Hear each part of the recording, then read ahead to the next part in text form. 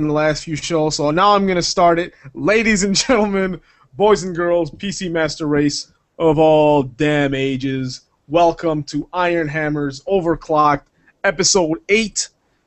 The title of this episode is here. I'm gonna title every episode based on what I'm drinking. So the title of this episode is Absolute Charlie. How's that, Charlie? You like that? Absolutely. Charlie. Absolute Charlie. I'm drinking Absolute Citron with some ginger ale. And, of course, I've got my guys in the chat room listening. I've got Pat Preezy. I'm not sure what he's drinking right now. And then I have Michael Thompson drinking some, I think, Dewar's fine whiskey. Let me check on the social media. Oh, my God. Ladies and gentlemen, how can I even forget? My name is Simon D. Ivanov, Simon the Diamond. And with me several miles away in Chicago, Illinois, the great country of the United States of America, is Charlie Charmander Biggs Wilson drinking on some Foster's. Foster's, mate. No, I have never had the Australian for beer, Charlie. How is that drink? Honestly, it's nothing special. You know, it goes down easy. It was what was in the fridge, basically. I'm told that people in Australia actually drink some British brew. I don't remember the name of it, but not Foster. Interesting. Yeah, that makes sense, you know. I wish we could say the same, but no, we do, in reality, drink a lot of Budweiser in this country. But I guess we have a lot of breweries, so, you know, we kind of have to drink our own, you know, American beers.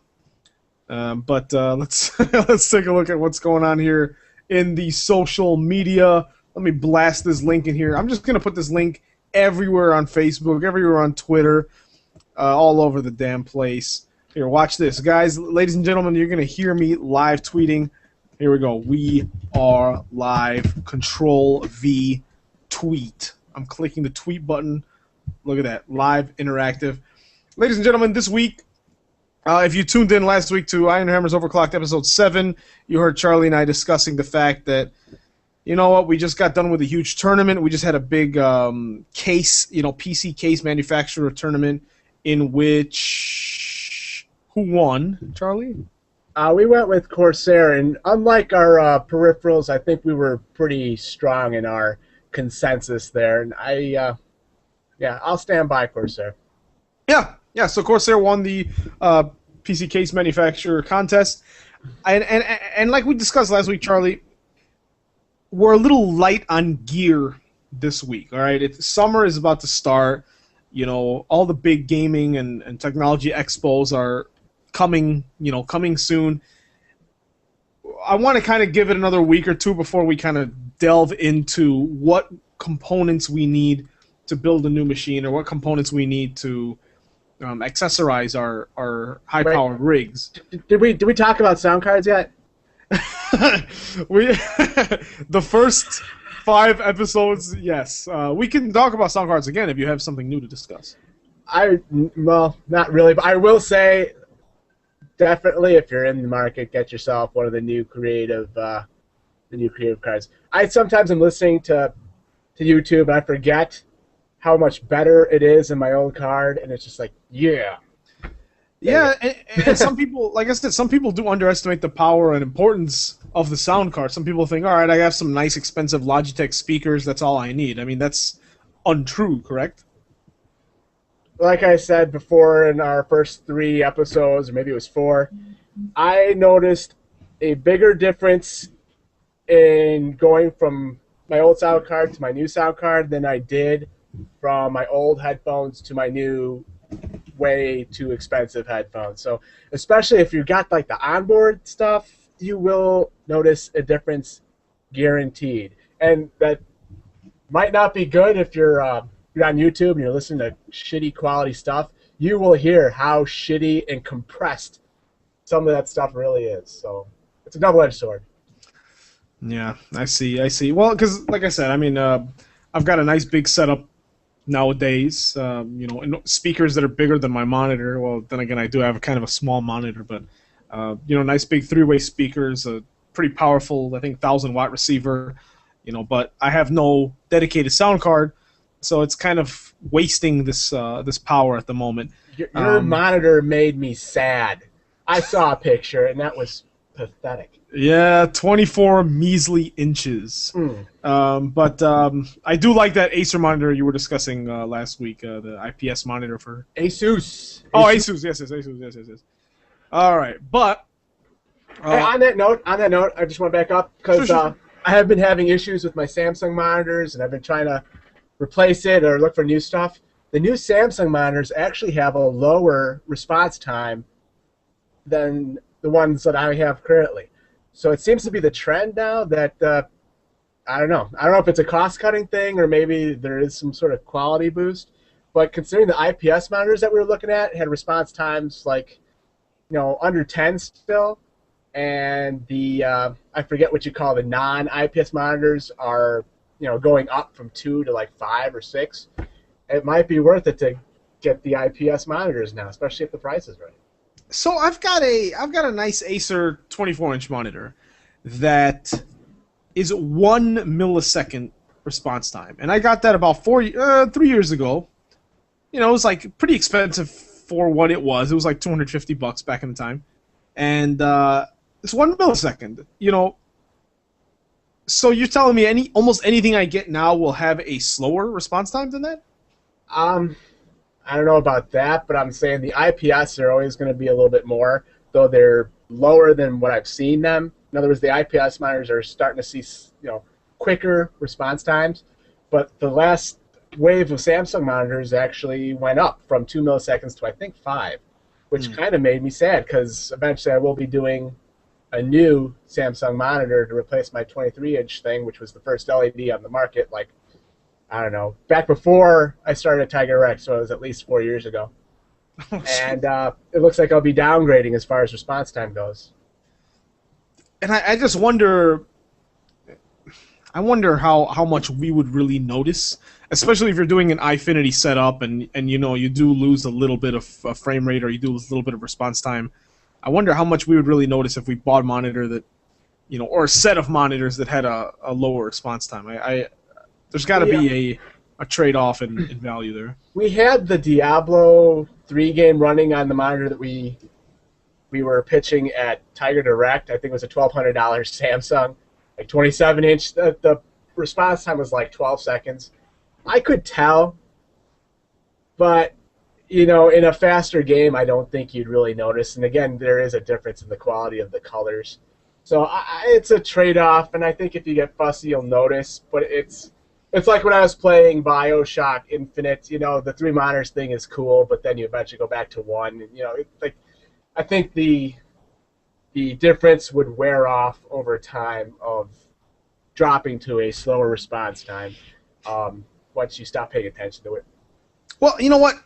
And then, to be quite honest, you're gonna reach some bottleneck anyways, right? If you don't have a maximum power rig and you have 3 monitors set up, and if you're in a position to say, oh man, the response time is a millisecond slower than I'd like, then that means you've got a freaking Titan in your machine and you've got a current gen, octa-core Intel processor and 16 gigs of RAM. It means that that nothing on your end is causing this delay or this stuttering in the performance, right? There is a difference between response time and refresh rate.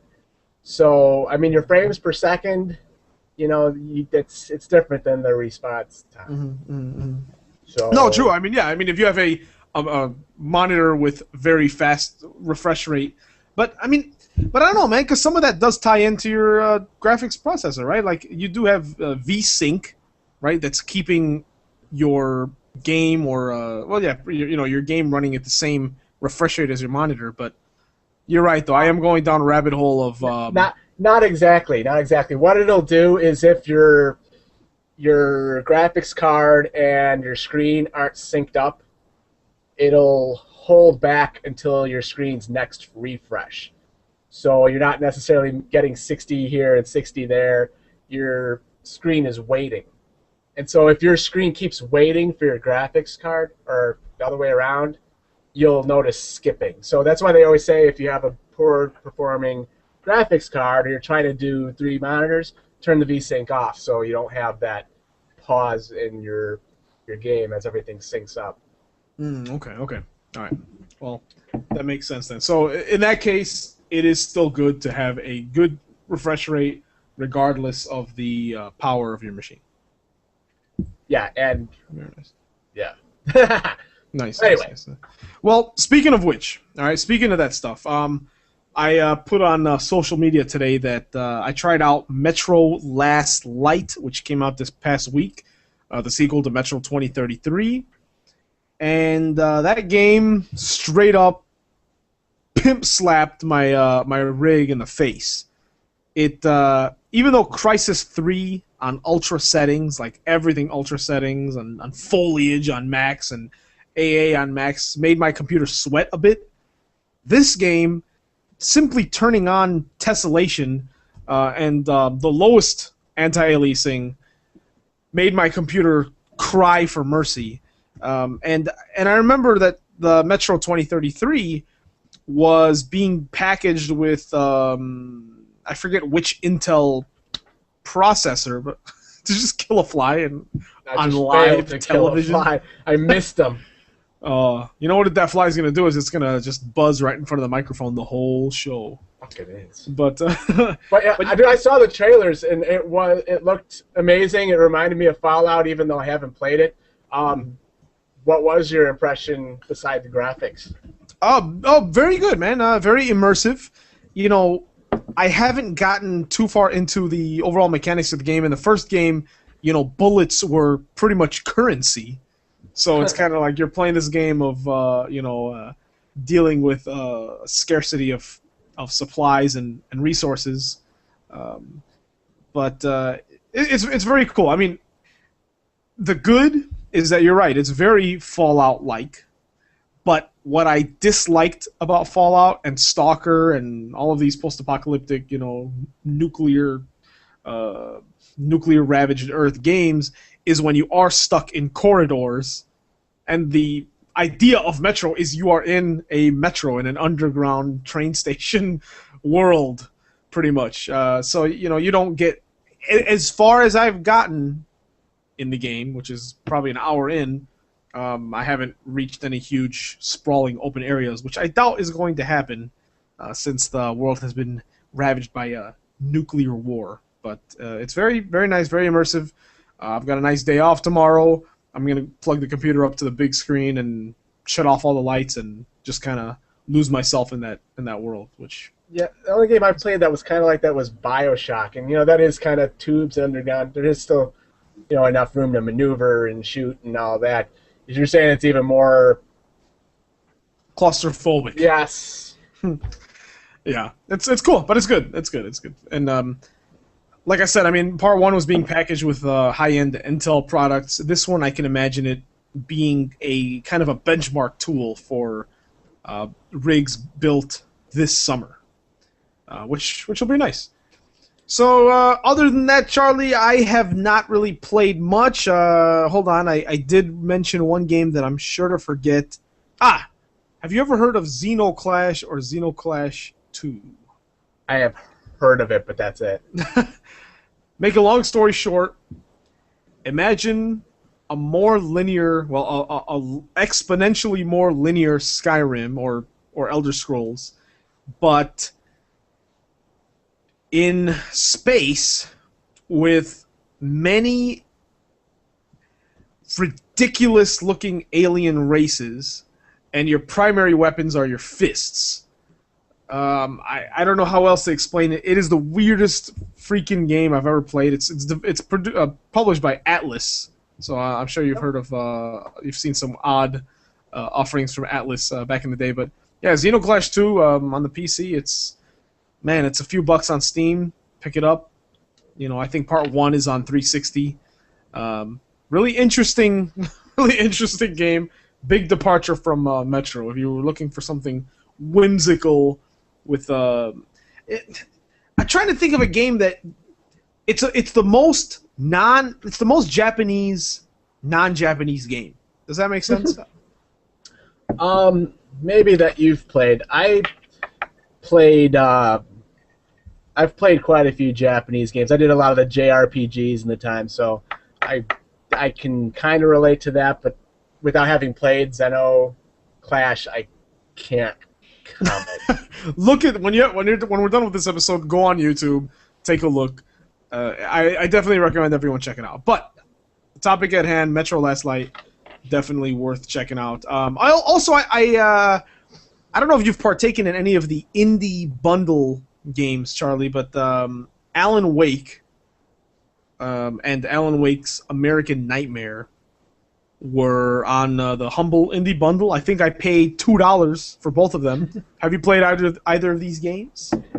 I mentioned on the last show that I've got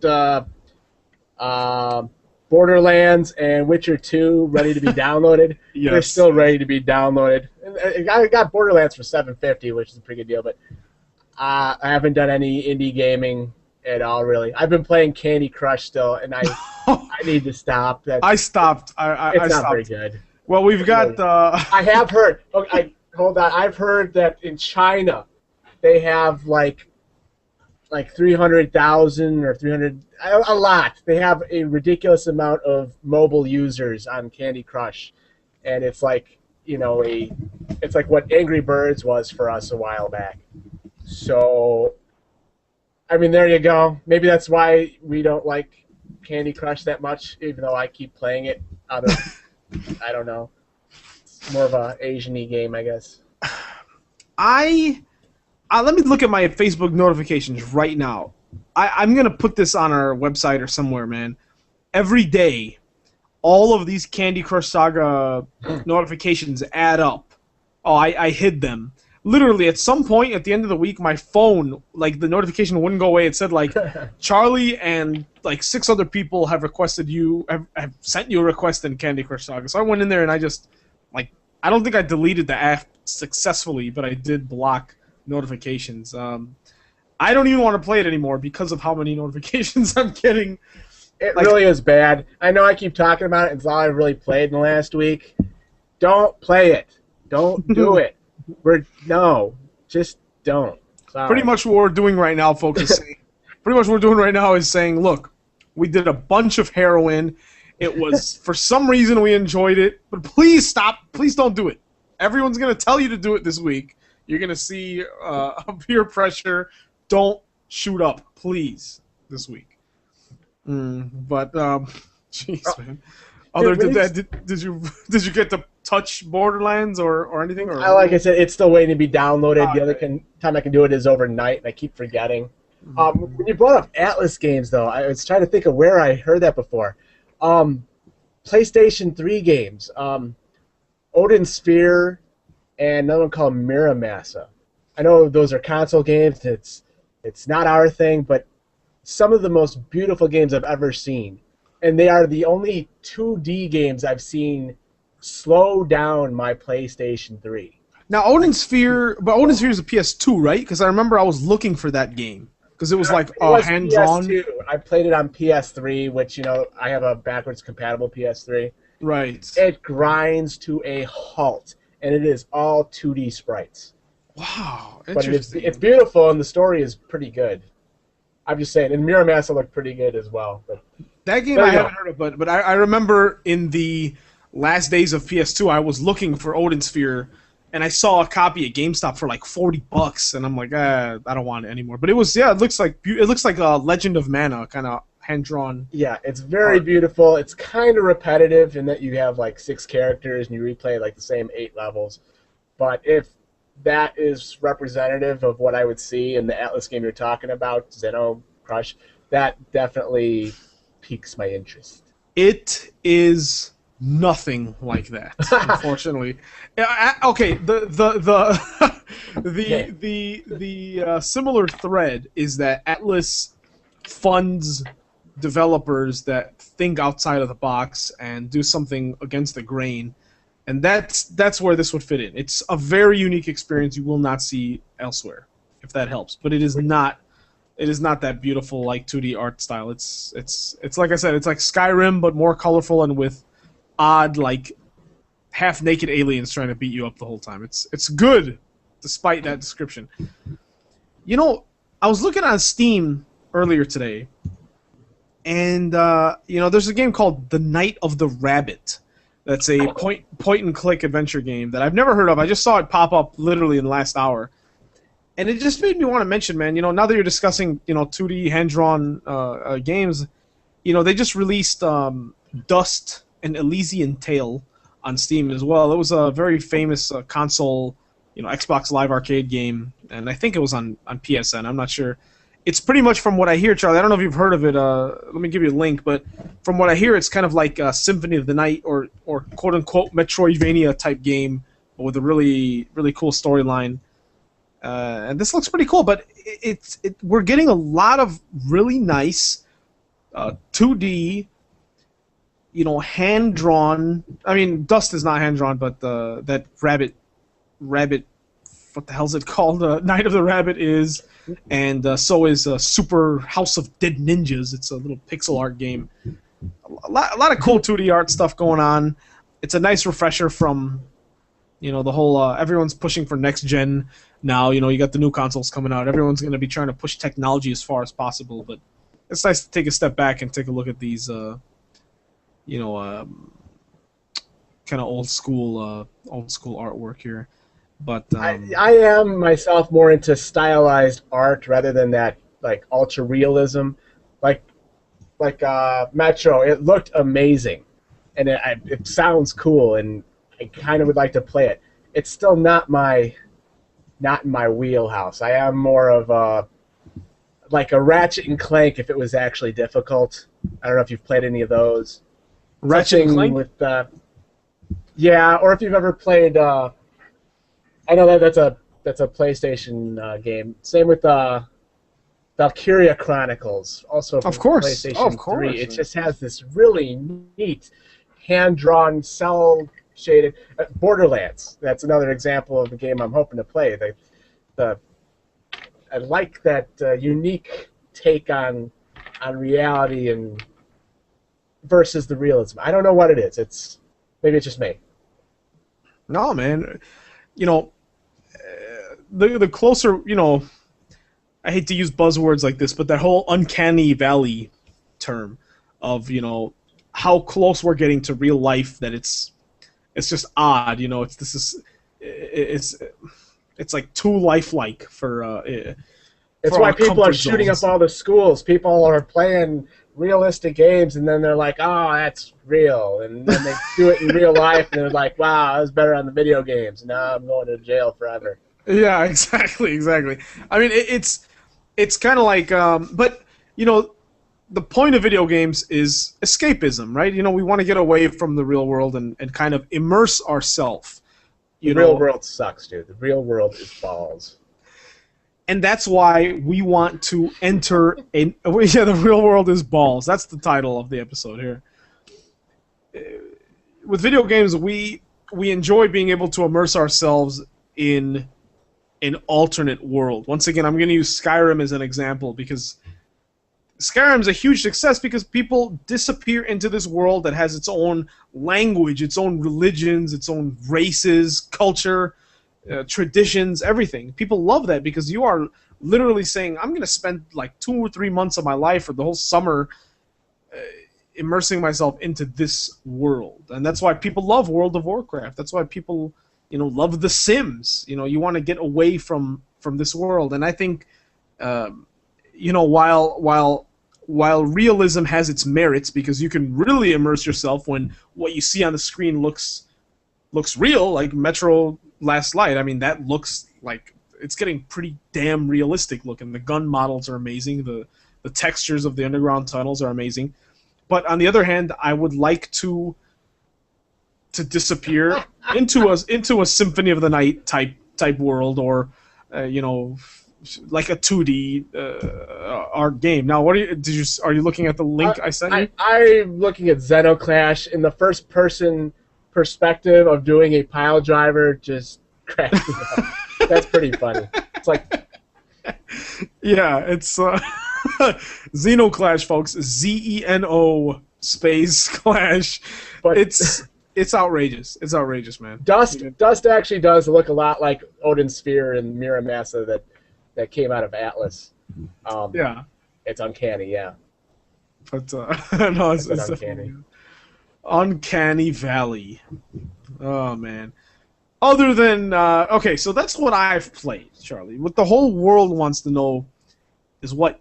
I know you said Borderlands and Witcher have not been downloaded yet, but and I'm sorry, I got like once again it is another hot as hell. Well, it's not even hot; it's humid in Chicago, and I'm just like sweating into my eyeballs right now, and it's kind of irritating. But what have you played?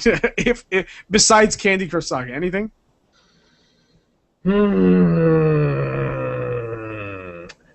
I don't think so. We did have Memorial Day recently, so there's a lot of hanging out with family. A lot of running at night and getting rained on.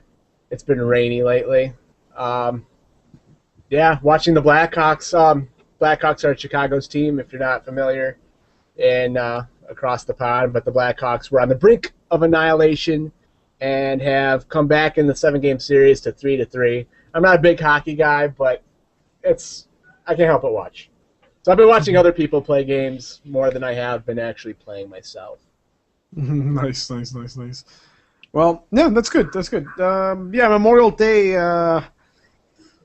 Kind of. Oh, well. All right. Let me rewind a bit too. And once again, if people are wondering, okay, it's like half an hour in. What the hell are these guys talking about? Once again, there's no gear we're going to discuss. There's no overclocking we're going to discuss this week, but we do have a segment in which we are going to discuss PCs versus next-gen consoles, quote-unquote next-gen consoles in 2013.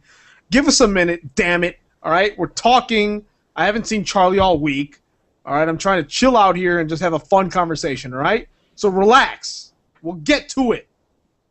Anyway, man, these people, Jesus Christ.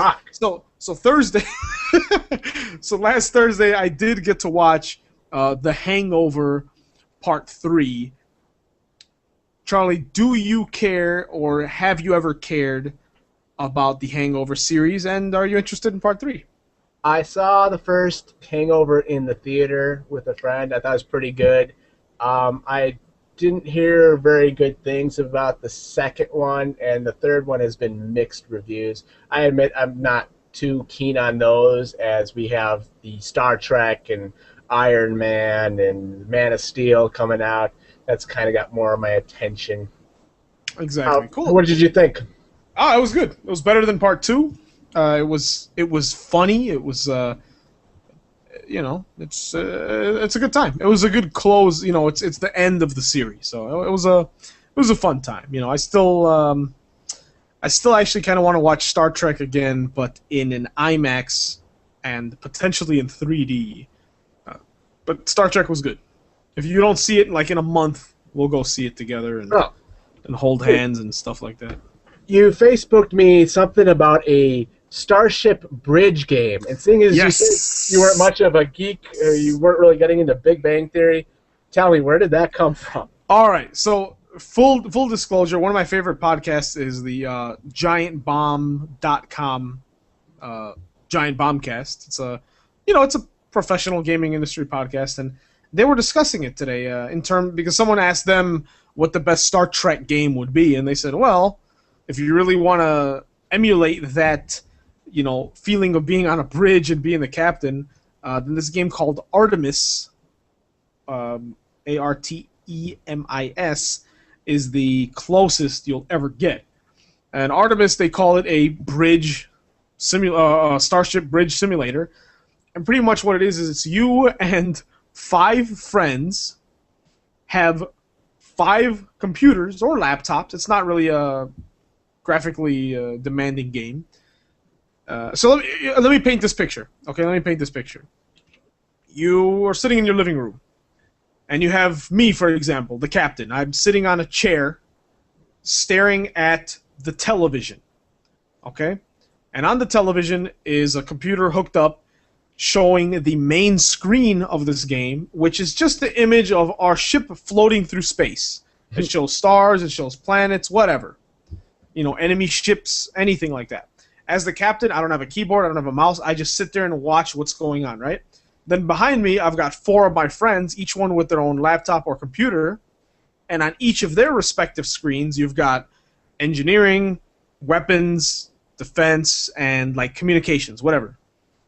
And each of their screens, all it is, they don't see the ship, they don't see stars and planets, all they have is their control panel taking up their entire screen with dozens of commands. So if I see an enemy, if it says an enemy ship is chasing you, I'm going to say, engineer, send all power to warp drives or whatever. And all the engineer is going to do is sit there and twiddle that knob and increase power to warp drives. And that's all that my friend is doing there. And if we have to fight, so the captain is pretty much sitting there dictating what's going on. And I think that akin to Dungeons and Dragons and Magic the Gathering and any of these things that most women in the world would say, wow, I'm never sleeping with those guys if that's the type of thing they do in their free time. It's one of those things that you really have to get together a few times and understand all the intricacies of it. But to me, straight up, that sounds like the most fun human beings can have with modern day computer technology. And I've only watched 1 episode of Star Trek. Now, I mean, what do you think? I mean, does that sound awesome to you, or does it sound lame to you, or what? I've only smoked pot a handful of times, but I think I'd have to be pretty high to really get the full fun out of that. Yeah, it's I don't know. I think if we were all under some sort of influence, I think it would make sense. That'd be messed up. Now, I don't know. Would I be a good captain? What do you think? You got the voice for it. But I don't know anything about how starships work. I mean, dude, if you look at the game, just Google Artemis computer game. The Starship is an exact copy of the USS Enterprise. Like it's hilarious. I think it's pretty much an unofficial Star Trek game. It's pretty funny. On a very, very, very, very, very, very tangential note, do you remember Artemis that used to be on the corner of Bussy and Golf? Did you ever go there? Seeing as you lived in that area, and for me that was like a hangout for high school and some of college, I'm just kind of curious if we shared the same stomping grounds without actually ever having crossed paths. Was that like a Gyros place? I don't remember. I only ate like French fries and water there because I was in high school and I was broke as hell. French fries and water. That does sound like high school non-employed high school life. Let me get a small water and a small fries. No, I have never been there, but that does sound like a typical northwest suburbs joint. God, I want some gyros right about now. You mentioned something else in one of your Facebook posts. It escapes me right now, though. Like PC relevant.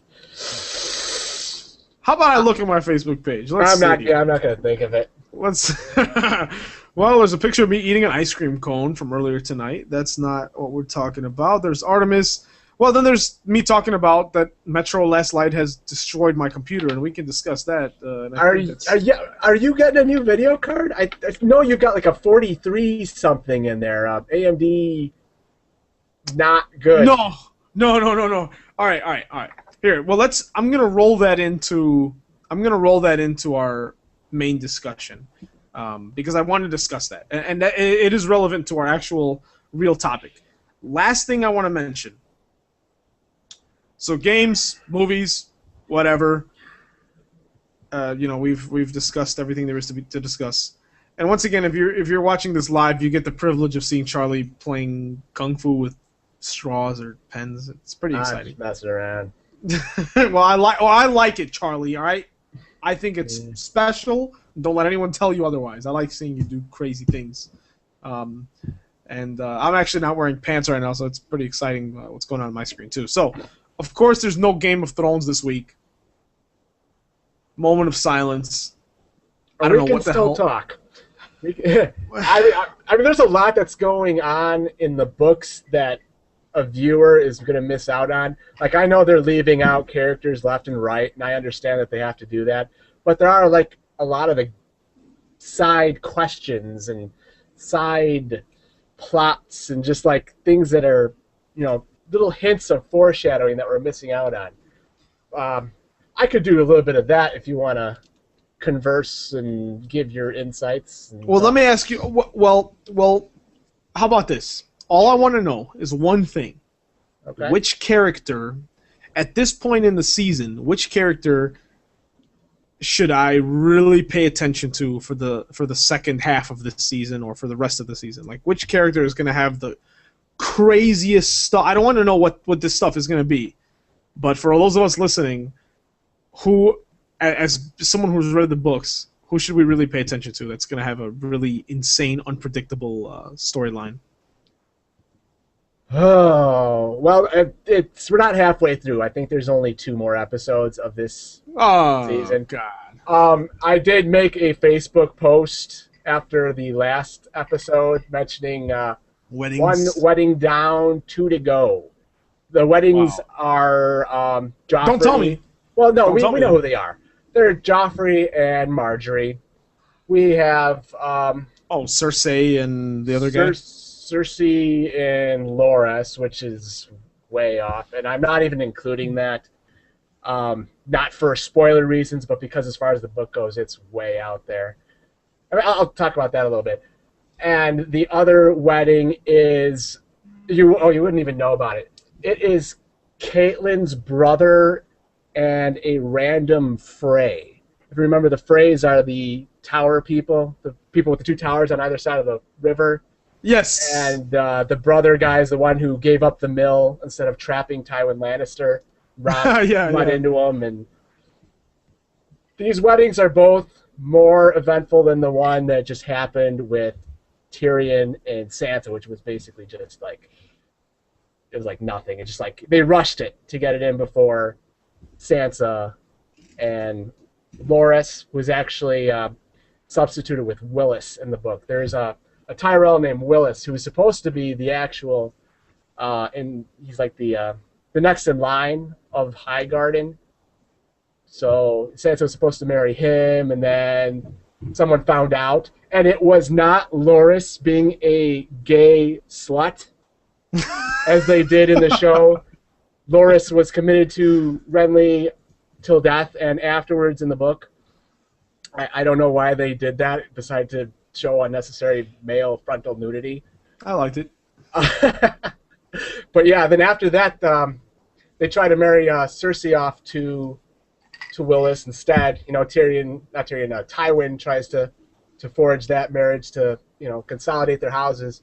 And in the books, Olyanda Tyrell turns Tywin down and tells him to go shove it.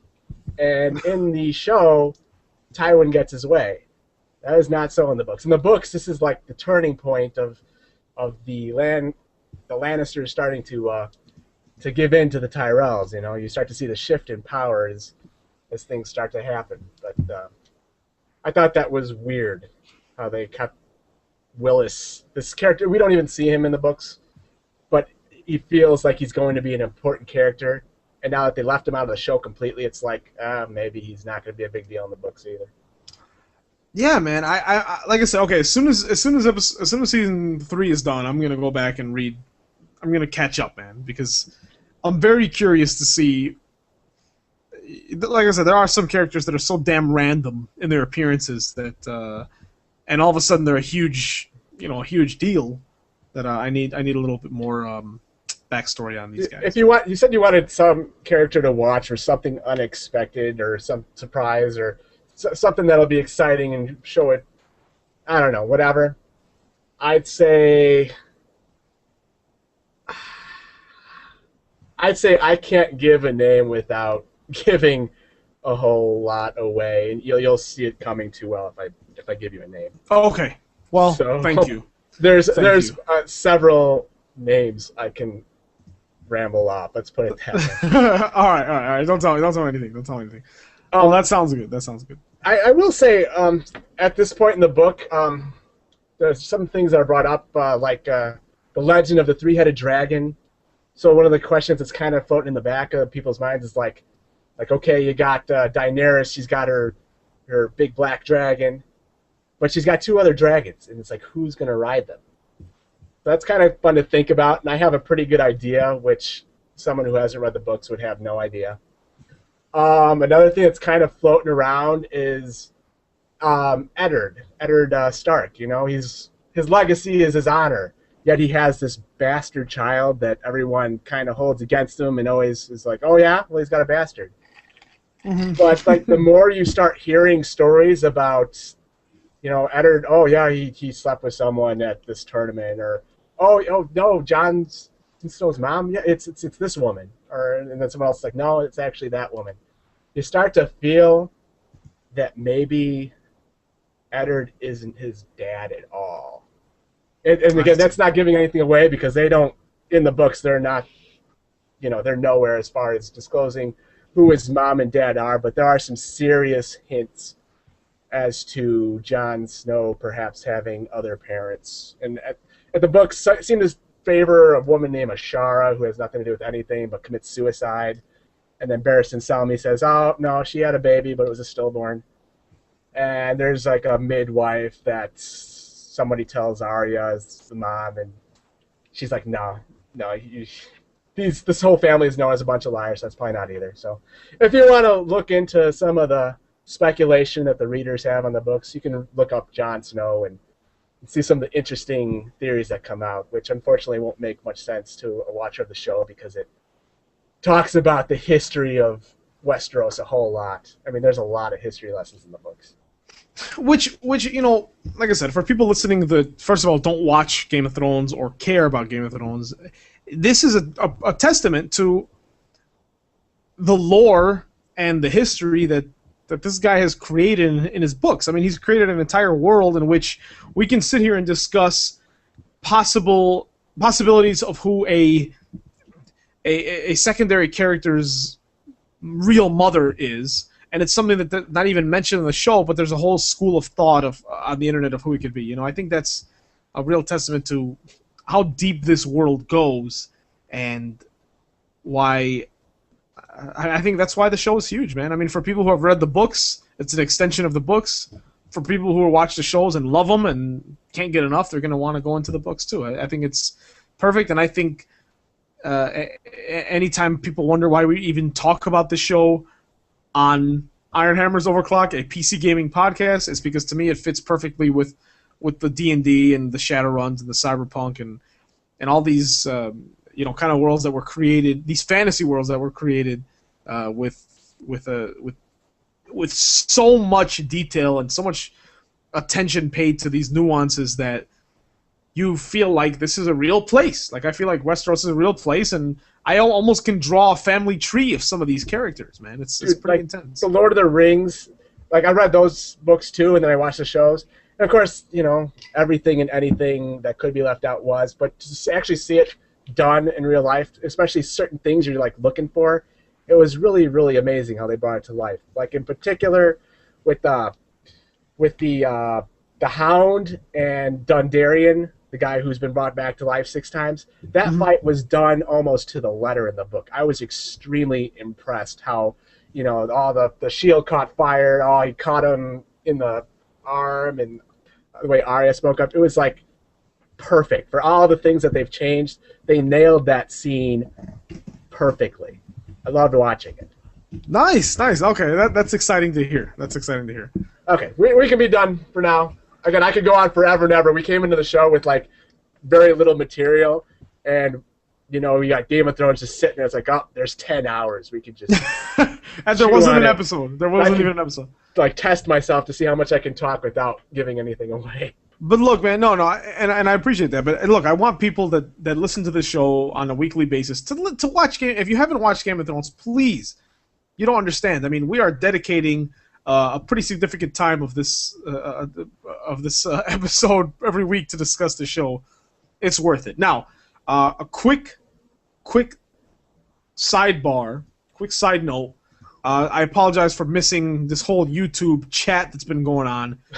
Somehow it hasn't been refreshing the comments. We got Pat Preezy in the chat room, world-renowned music producer here, and former co-host of mine on a show that's too illegal to even talk about on the air. Pat Preezy, he's drinking, in terms of what we're drinking right now, he's drinking Crispin. I've never heard of Crispin, so I Googled it, and it is a hard cider.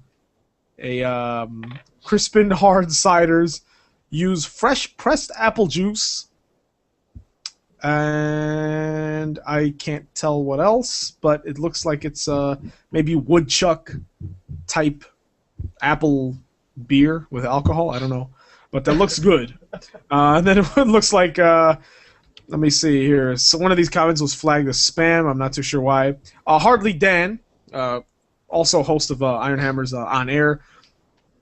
Back when we were discussing, realism in the uncanny valley, he said, "Well, people love realism because of the immersion."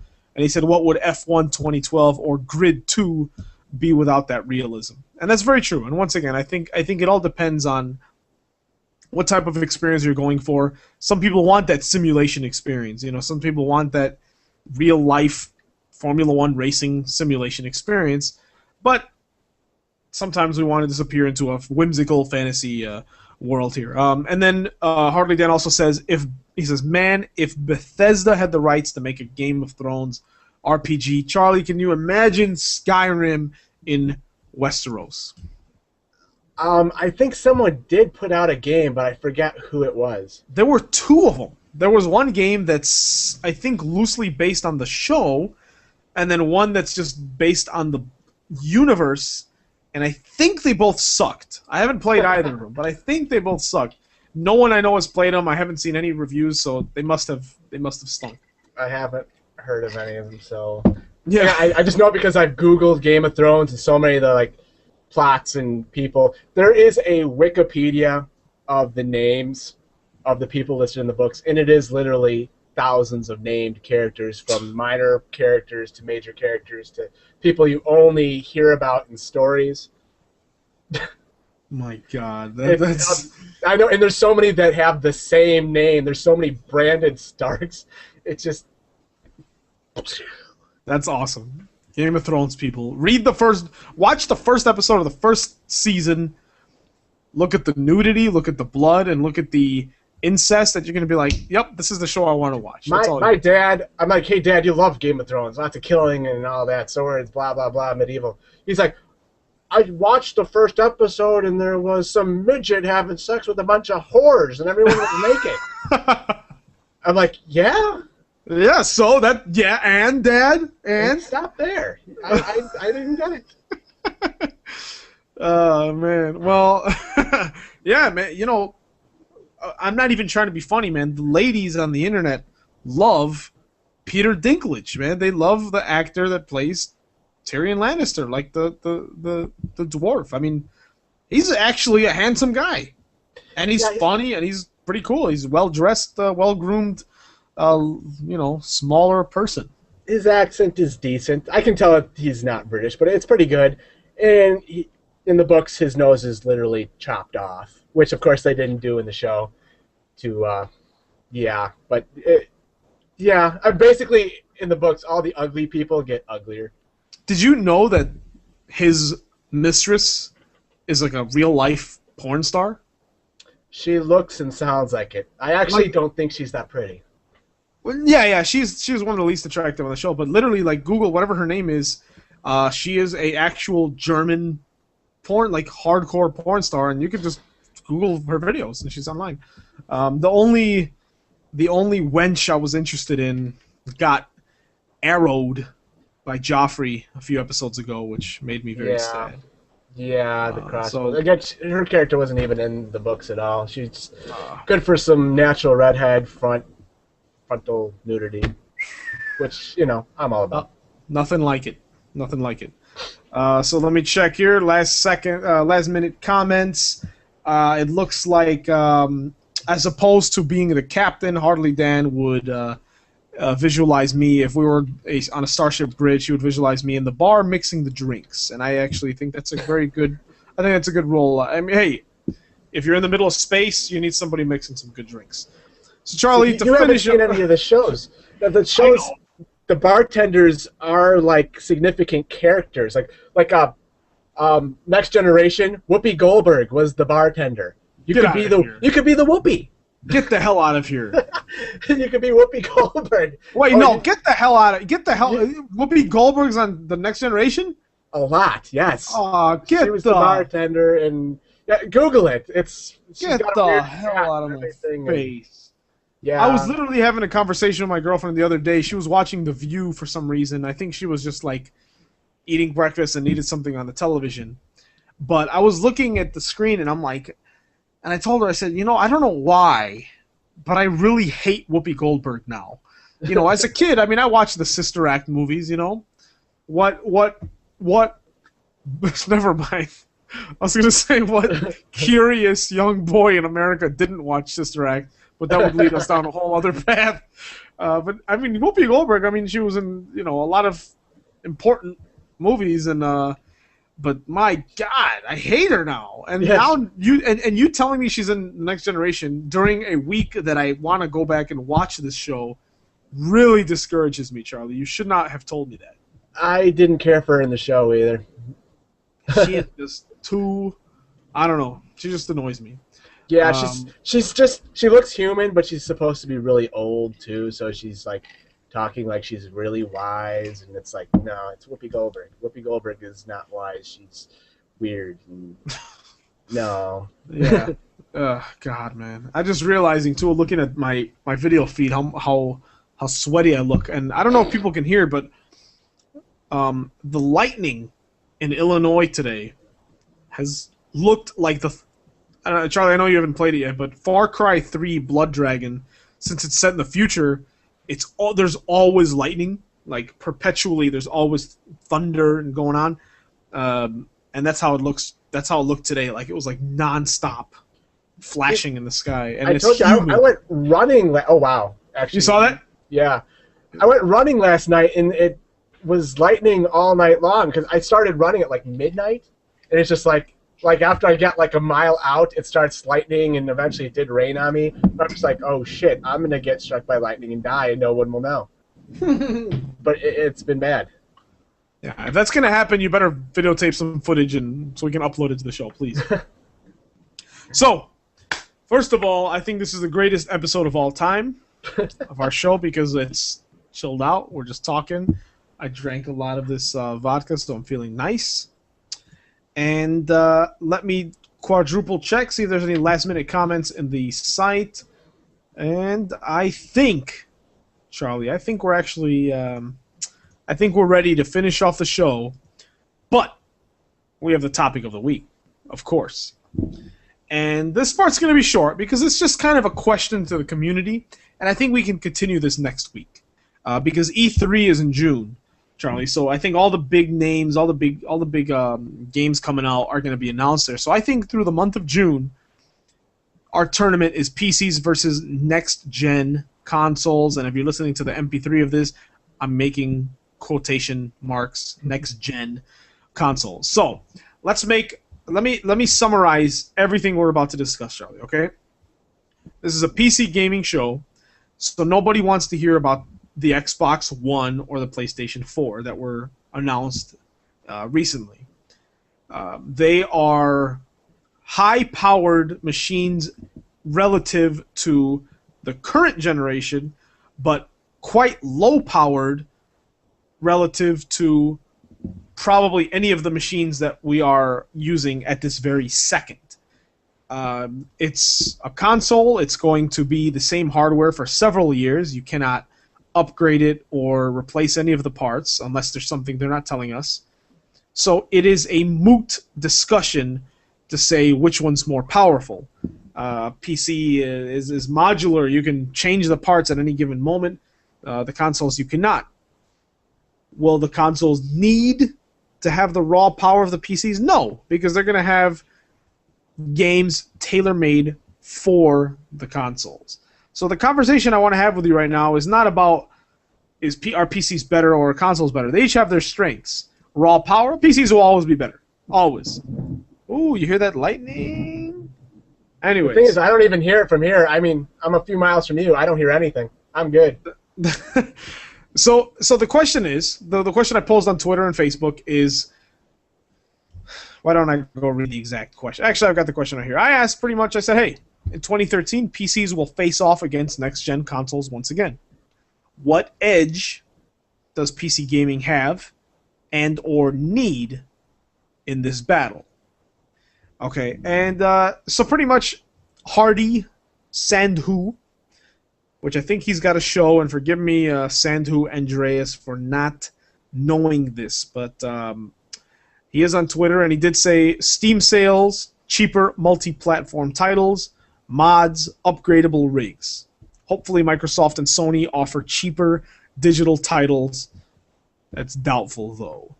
So, once again, those are the things, and digital distribution we'll discuss in a second, but, you know, mods, upgradable rigs, you know, there were rumors a while back of there being some, you know, machines that you can change the video card, almost like the expansion pack for the Nintendo 64, something you could just stick in there and increase the power and add a few years of life to the machine.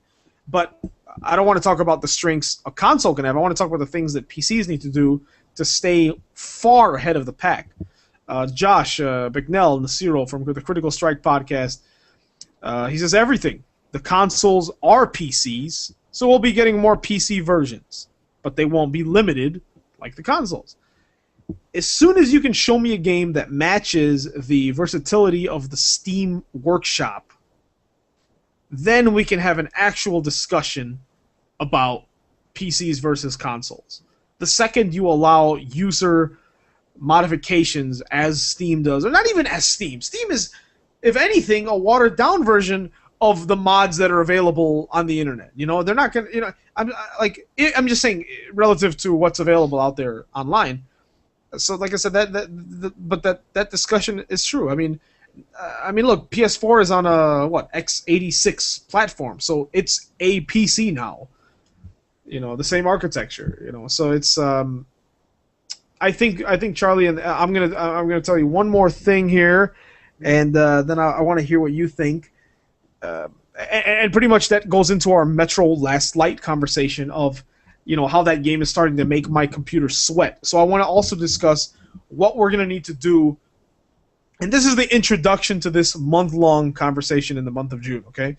This is just us planting the seed. I want to hear people's opinions on this, of what kind of rig we're going to need to build. All right, hot off the heels of our peripheral conversation, now we've decided Corsair is the exoskeleton in which to build this machine that will directly make, you know, wage war against the consoles at the end of the year. So, what do you think, Charlie, that we need? What do you think the PCs need to keep doing? You know, that's not even the question. That's not even the question. What do you expect in 2013 to happen? Okay, PCs will always stay relevant. PC gaming will always dwarf console gaming, but what do you expect and what do you desire from PC gaming in 2013 now that consoles are rising up and trying to take back that spot that PC gaming has reclaimed? Well, I don't want to be too negative, but one of the things that'll be nice with the next gen consoles is I believe they're all actually going to be DirectX 11, right? I believe so, just from what I've seen, the little I've seen. I mean, that's been killing PC gaming, is that everything that comes to the PC has been ported over. So we're like, oh yeah, here comes Skyrim, and it looks beautiful, but it's still DirectX 9 because, you know, that's what everyone's doing on the consoles, which sucks. So now that everyone is with the DirectX 11 revolution, I think it'll be nice that the PC gamers will actually benefit from the consoles, you know, slowly plodding their way along. Right. What will definitely be to the PC's benefit is power supply. Gosh, anything that you see mass-produced, especially with the PCs, is like slimline Dells that I have to deal with on a daily basis, is they always skip on a power supply. And there's only so much you can do with the bare minimum that they're going to provide with the console. So as long as you got that extra power, I mean, the graphics cards that are going to come out, it's not even going to be close. And you see what current gen games do with DirectX 11. They choke on it, and as the consoles come along and people learn to develop for DirectX 11 a little more efficiently, I think that the PC gaming will get exponentially better and benefit from all the techniques that'll be developed in now the practice of making console games. So I think I'm not really well thought out, but if you get what I'm saying, basically, is I think that the consoles are going to, in themselves, make the PCs better just by bringing, DirectX 11 along, and yeah.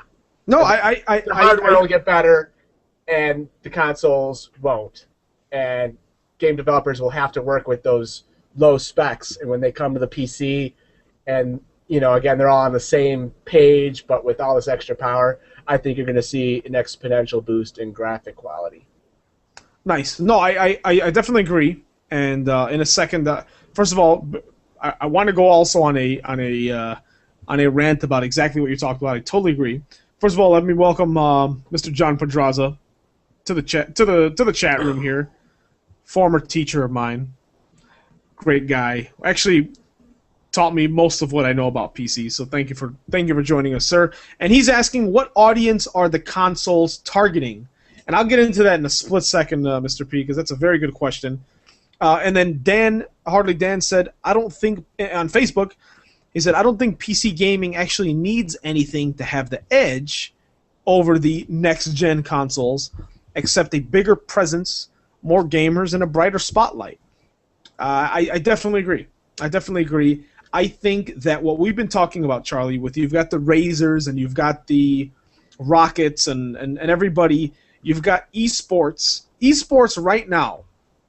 Okay, now Bobby Gooding, the CEO of Ironhammers.org, can tell you probably that I'm underselling the power and the worldwide recognition of esports right now. With the StarCrafts and whatever else is being played on Call of Duties and everything, that I'm underselling it. But to me, okay, as someone who doesn't follow it actively, I still think that it can do a little more, right? I still think that I don't see enough esports ads in my magazines. I still don't think I see enough esports imagery on my Facebook advertisement feed and my Twitter feed and whatnot. And I still don't see commercials on cable television for esports. I think that in this console generation, you've got PS4 that is going to have, I think, Twitch TV integration, the Xbox One that's going to have probably Ustream or something in there. Everybody is gunning for that esports spot, and the consoles, to answer Mr. P's question, the consoles, I think, are targeting the living room. They just want your living room in the same way that PCs want your living room, the same way that Steam has big picture mode and is trying to increase compatibility with almost everything with the controller. Everyone's going for that living room experience. Do I care that my Xbox One will be able to replace my cable box interface? No, I don't care about that. It has nothing to do with my gaming experience at all. However, if my Xbox One wants to replace my television so that I can be flipping through channels on my Xbox, and I can say, should I watch the news, should I watch football, or should I watch esports on this channel that they've integrated in there? Now you're pulling away from that PC gamer market share. Not that much, right? But right now, if someone wants to go to professional, hardcore, gaming that you're going to get paid for, like tens of thousands of dollars, and you're going to go to South Korea to compete, you're not going to be practicing on an Xbox. You're going to be practicing StarCraft 2 on a PC and maximizing how many keystrokes per second you can accomplish. So I think if Xbox and PS4 start targeting that audience of the esports crowd, they may actually share a little bit of of that crowd of PC gamers. I think that's the one thing that would interest me, and with them integrating streaming capabilities into the systems, I think that's very very interesting. And what do you think? I know the community reaction in general from the Xbox presentation was extremely negative. I mean, they mostly pitched what you're talking about, the whole living room experience. I think the DRM conversation didn't quite go the way they were expecting either. No. Yeah, I don't care. Like I said, I mean the consoles, I'll buy them because they're each going to have some first-party games that I want to play, right? Now, if PS4 comes with Uncharted 4, I'm going to buy it just to play Uncharted 4, right? But let me see if there's anything else here. But so okay. Back to what I wanted to discuss, Charlie. Once again, Metro, Last Light. My computer's choking to death on it. I discussed a few weeks ago that Crysis 3 was making my computer sweat because of all the particle effects and whatnot. You know, PS4 is touting its ability to have millions of individual particles on the screen at once. You know, like if if someone spills a gallon of water, that gallon of water would explode into millions and millions of droplets of water, and each droplet would have its own trajectory. And that's kind of where games are going. That's the next parlor trick that games are going to show. And to be honest, that's pretty damn cool. You know, I like that in Crysis 3, the rain in the first stage is so dynamic that it slows my computer down. I love that.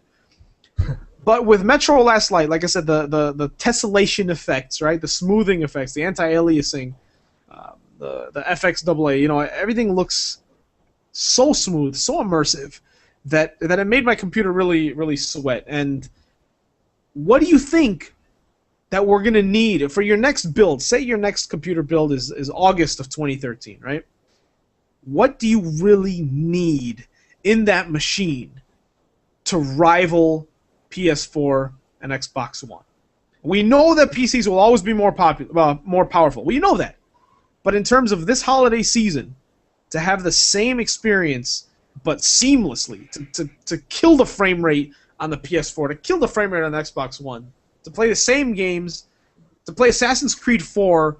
No, that's a bad example. But whatever the first real next gen games are, to have that same experience on the PCs. Like I said, do we need to go get a NVIDIA Titan? Do we need to go that far, or can we get something? Should we wait for the 9000 series, throw an 8-core processor in there, AMD processor, 8 gigs of RAM, and have that same experience? What do you think we're gonna really need for this generation? I'm not sure. I mean, yeah, we talk about the power, but console video cards are programmed differently. They are designed to, you know, do more with less. It's not quite an apples and oranges thing. But yeah, the next gen of graphics cards is coming out. I know I've seen the NVIDIA announcements already. I'm not sure when the AMD stuff is coming out. You figure the PlayStation 4 and the Xbox, One? The Xbox, whatever. Yeah, they're going to retail for, $500, maybe $600. Yeah. That's about how much the graphics card is going to cost. I believe that the big NVIDIA card is retailing, if it's out, like $600 or $700. So, I mean, just look at that alone. One component matches the price of a whole system. Right. So, you're going to win out there. Of course, for those of us who use our computers to do the sound, the digital conversion, of course, the discrete sound card will go unmatched. A lot of people are just getting sound out of their TV. And I know at least the PlayStation 3 has an optical out, so if you do have your like you got a receiver and all that, you'll be able to do something. Of course, you won't be able to record as well, but there's definitely that there. I'm trying to think of what I've heard about the specs. I'm not sure. Are the specs officially out for the PlayStation 4 and the PS4? Okay, if I'm wrong, I'm wrong. Who cares, people? All right, I'm not looking at my screen. I'm just remembering. I think the PS4 is going to have 8 gigs of DDR5. And I don't know much else. And I think want to say it's got 2 6-core processors, or at least that's the last thing I read, but that was months ago and it wasn't official. I don't know about that. Well, and the Xbox One has 8 gigs of DDR3, but I think it has some processing tricks to kind of balance it out for the lack of DDR5. But I'm not too sure about that. But it is, I mean, hey, it's going to be a big jump from, obviously from the current gen, but and it does have to be. I don't know if people are paying attention to the Wii U or not, but the Wii U is the strongest system out right now as far as consoles go, and it is bombing. It is declared a failure already. Their big deal was the controller that's a tablet. I know in itself that's like $150 right there if you want another tablet controller, and the system itself retails for like $250 or maybe $300. So yeah, I don't know. I don't know, man. I'm excited. I'm excited for.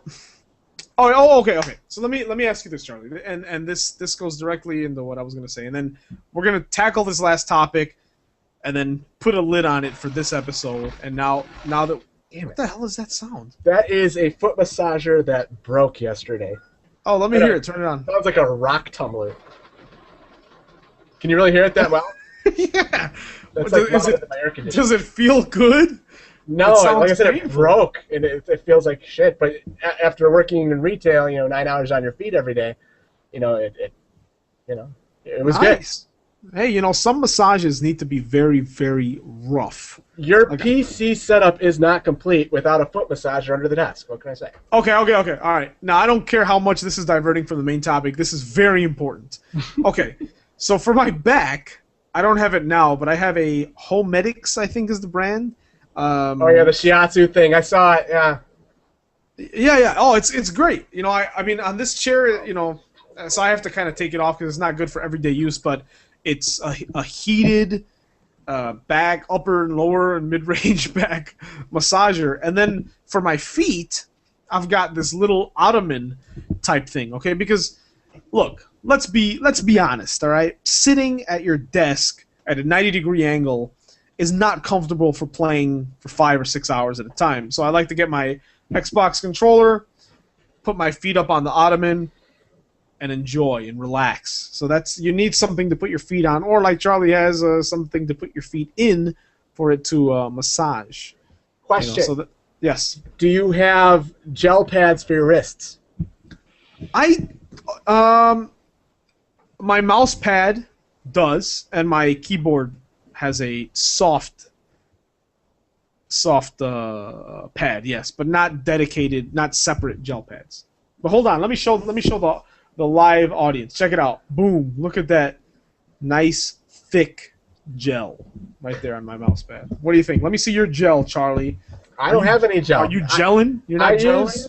I use a gel pad at work, and I love it, and that's why I'm asking. I think I'm going to have to go with some sort of wrist support, especially since my chair is underneath the level of my desk. Like, my armrests are lower than the desk, and I don't feel like lowering my desk. So I'm like going on an upward angle, and it feels weird. So, yeah, I might go with the gel. You recommend your mouse pad, or would you? Yeah. I like it. It was like $5, and I don't even remember when I bought it, but I liked it. But hey, how about this for next Christmas? Not this year. Next year, I'll buy you a mouse pad. Next year. Dead by then. The apocalypse, and it'll be here, and we'll be trading bullets for food. Yeah, exactly. Yeah. Oh, jeez. The Ironhammers Death Watch begins. I'm trying to see here for Mr. P in the chat room. Okay, so the Xbox One specs: 8-core processor. I'm starting to lose you. Oh, okay. Okay, 8-core processor for the Xbox One. 8 gigs memory, like we said. Blu-ray drive. USB 3.0. Our computers have had this for years. Whatever. And, the basis or most likely the basis for the Xbox One's graphics card will be the Radeon 7790. What do you think about that, Charlie? I mean, that's not bad, but it's by no means high end. And in the next 2 or 3 years, it's going to be eating dust. 7790 is. Let's see. I have a 6970, which it's a step above, but I think a step later or earlier, or older, as well. I have a 6850. Oh, that's fine. I thought you had something worse than that for some reason. No. On my old machine that's in the other room, I have a 4670 AGP card. Maybe that's what I was thinking. Yeah, 6850 is fine. That's like, yeah, that's like the bottom of the second tier. The top tier being, the ridiculous stuff. Right. So I'm trying to see Harley Dan in the chat. And like I said, I keep saying we're going to finish up soon. I promise we will. But and I'm just seeing here. So Harley Dan wanted to know his specs. He's got an AMD FX 8120, XFX 7870, 2 gig card. He's got 8 gigs of Corsair Vengeance RAM. So he should be able to handle most things. Like I said, his Metro Last Light may run fine on his machine. He may have to turn down the tessellation a bit, but I think Harley Dan has a nice machine, and I think at least he's in the 7000 series. I'm still in the 6000 series. My phone is letting off all kinds of crazy sounds. Is that somebody telling me something for the website? Let's see, for the show here. See, look at this, guys. I'm on social media. I'm here. Twitter, Facebook, Google+, YouTube, email. If you know my phone number, text me and I'll read it on here. Even if it's a dirty picture, I'll show it on air. Whatever you want, man. Let me know. And dude, did you see my Facebook? I got a random dirty prank call. Okay. I want you. Do you still have? Can you kind of try to recite it verbatim on the air? Gosh, I actually did save it. But yeah, it's like. So you think it's fake? You think because, and ladies and gentlemen, first of all, if you're not watching the show, Charlie's not a bad-looking guy. Would you agree, Charlie? You're not that horrible looking, right? I'm better from the neck down. No, but I don't think this is fake. I think you actually have an admirer. So why don't you recite as much as you remember from this text? The thing that gives it away is I was at your house the other day, which if anybody that knows me knows, I have absolutely no social life. So it's probably, yeah. But it's something about, okay, it starts off like, hi, Charlie, remember me? Which isn't a big deal because I give my name before you leave a message. And this was a voice message, so it wasn't something I could pick up on. I just, magically got a voice message in my mailbox. Right. But it was like, hi, Charlie, remember me? I was at your house the other day, blah, blah, blah, and I want to talk to you because I'm so horny. And then it cuts off. And I traced the number back. It's like a Magic Jack number. I guess there's apps that you use on iPhone, and it all goes through the same couple Magic Jack numbers. So I go online, and there's all sorts of pranks under the same number, and it was kind of funny, especially since I was home alone. I'm usually in a house full of people, so I was just like alone. And in one of those rare moments where I actually have my phones on, Simon can attest to the fact that I never had my phone on. And I got a voice message, not an actual phone call, about sexiness and horniness. Nice. Did she leave like a phone number or anything like that? Like I said, I checked the voice message header, and it gave me a number. If anybody wants to call him back, I could care less. It's 1-239-349-4983. But like I said, I believe you'll just get a Magic Jack auto message. I didn't try myself. Nice. Well, if anyone calls that number, say that Charlie's your man, and that she's gonna pay for hitting on him. See what happens then.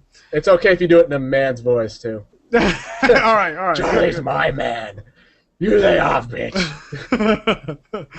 Well, speaking of horniness, I think digital distribution is the next. I don't know what that has to do with it, but I got to segue somehow. But the last topic I want to discuss tonight, and then we will bring the show to a close, is the impact that digital distribution will have on this generation. Now, Charlie, last generation, or the current one, started the idea of digital distribution, right? I mean, iTunes existed years before, or not years before, but iTunes came out before the Xbox Live Arcade and the PlayStation Network. But those two services started off this generation and learned a lot of lessons, did a lot of things right, did a lot of things wrong. And towards the end of the generation, you've got PSN doing pretty good things with PlayStation Plus, right? You buy a game on the PlayStation Network and you get it on your PlayStation Vita for free. These are things that are, really good weekly sales, daily sales, things like that. Steam does it well. Steam does it perfectly.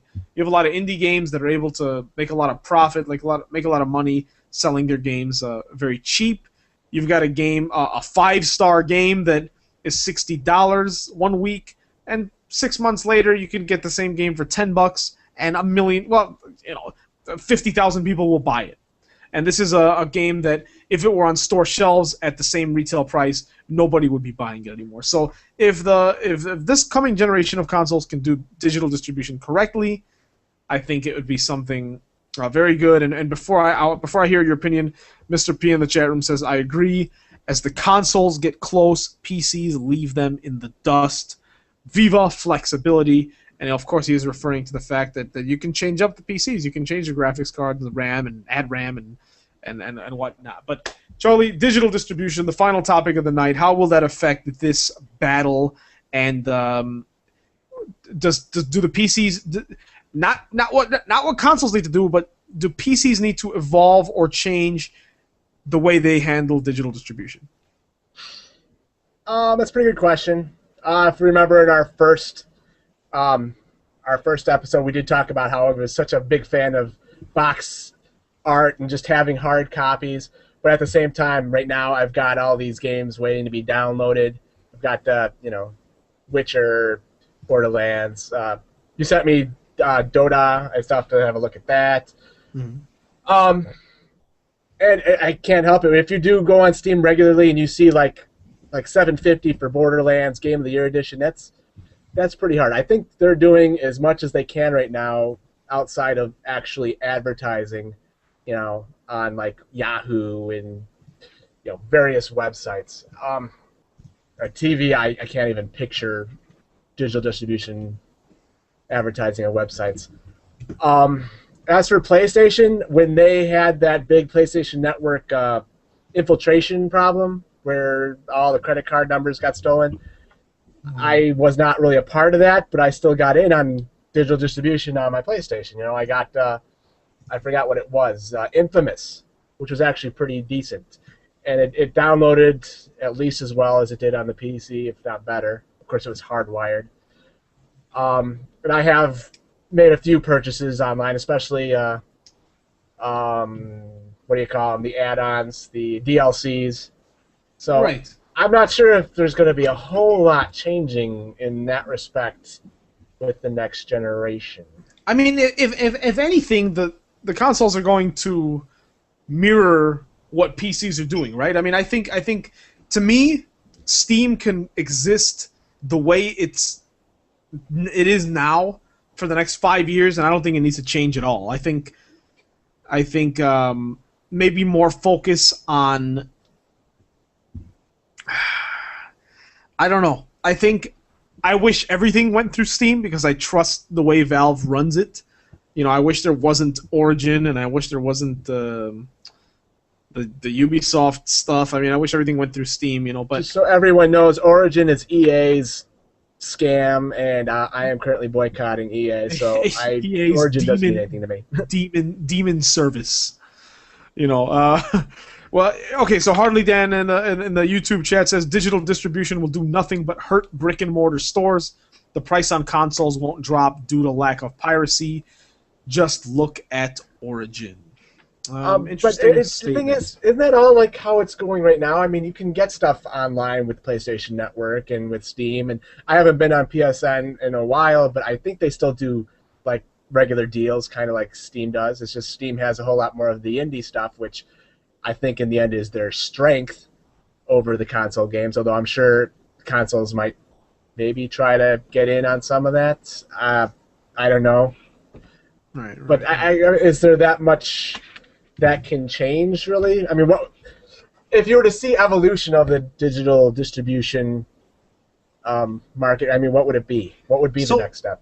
So to me, this year, what I've seen, first of all, the humble indie bundle phenomenon is awesome, and I love that all of them now, almost all of them, are a cross-buy with Android. So like the last one, all the games you can also install. You can install on Steam or on your Android device, your tablet or your smartphone. To me, man, that makes me, while I'm at work, play on my phone, Super Hexagon. When I get home, I sit on my couch, I'm winding down, play it on my tablet, and then when I really want to enjoy it, get on the PC and enjoy it on the PC. So I think more, like I said, if you base more of your saves and your profiles in the cloud, then I'd like to see more uniformity in how these devices kind of play with one another.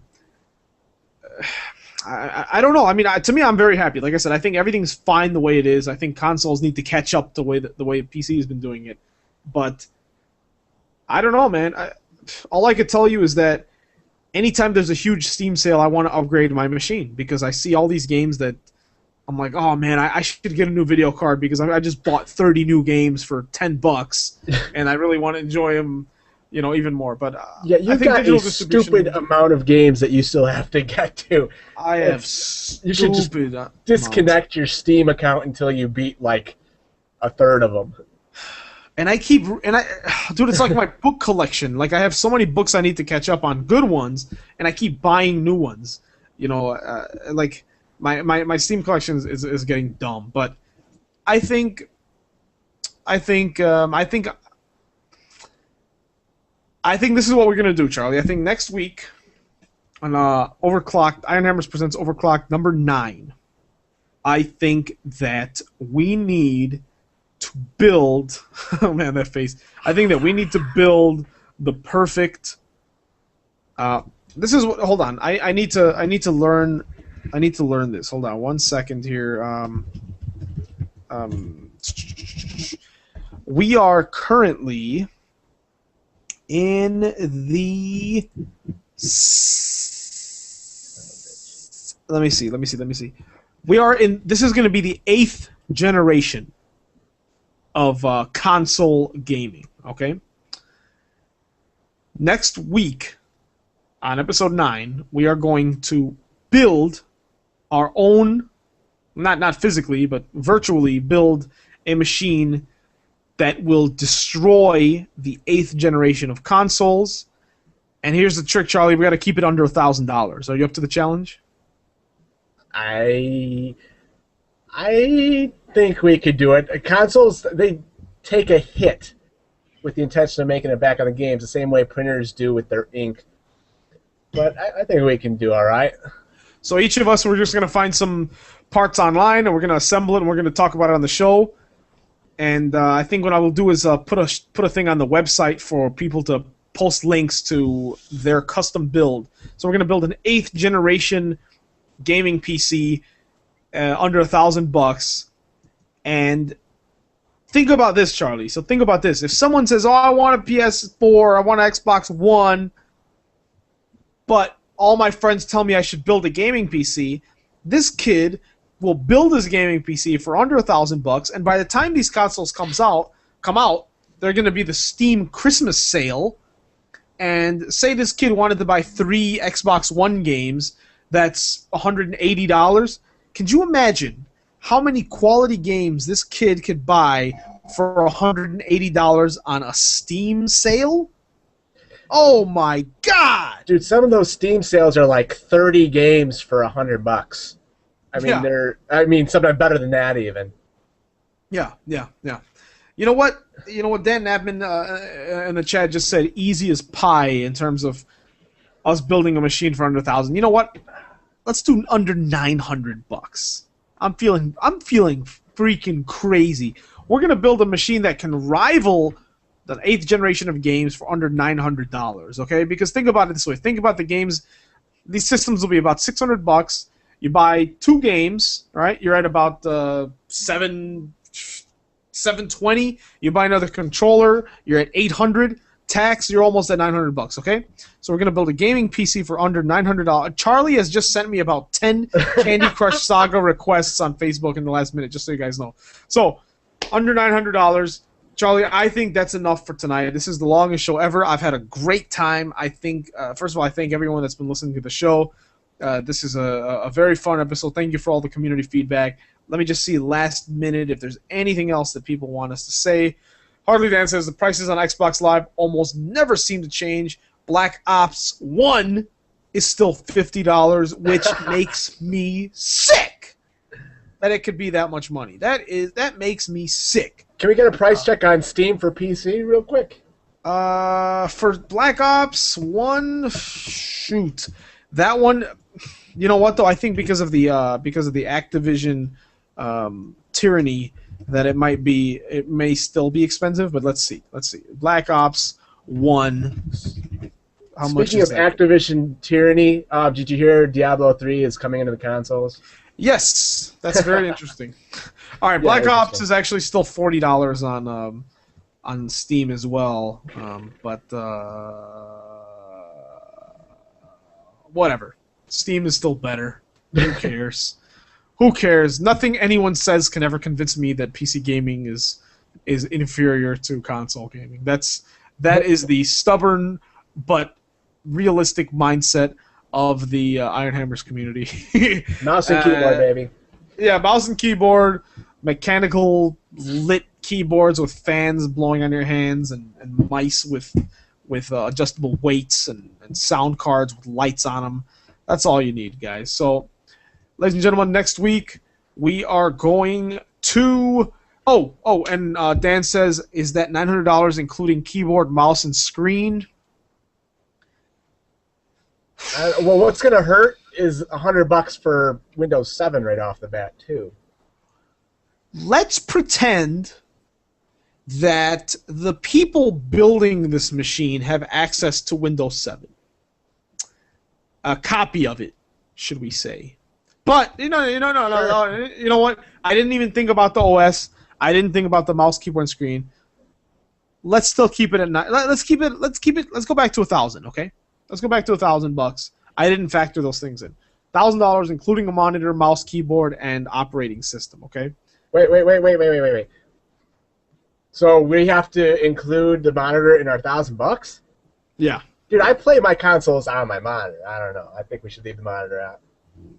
That's a very good point.